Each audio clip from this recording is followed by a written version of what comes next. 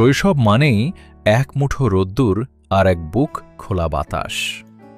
জীবনের অনেকটা পথ পেরিয়ে এসেও আমি বারবার ফিরে যাই সেই ঠিকানায় যেখানে আমার অস্তিত্বে। আমার গ্রাম বক্তারপুর।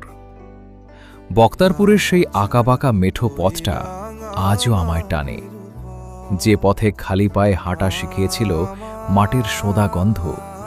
মনে পড়ে সেই সকালগুলোর কথা, যখন রোদের ঝিলিক পড়ত পুকুরের শান্ত জলে, আর শাপলা ফুলগুলো মাথা তুলে জানান দিত নতুন একটি দিনের।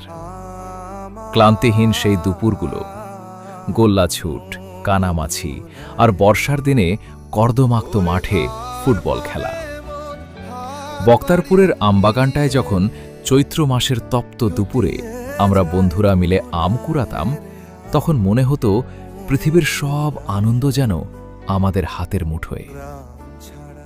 শহরের ইট পাথরের দেয়ালে আজ আমি বন্দী ঠিকই, কিন্তু আমার মনটা পড়ে থাকে সেই বক্তারপুরের দিগন্তজোড়া ফসলি মাঠে। সন্ধ্যার আজান শুনলে আজও মনে পড়ে দাদির হাতের পিঠার ঘ্রাণ আর কুপি জ্বালিয়ে পড়তে বসার সেই দিনগুলো।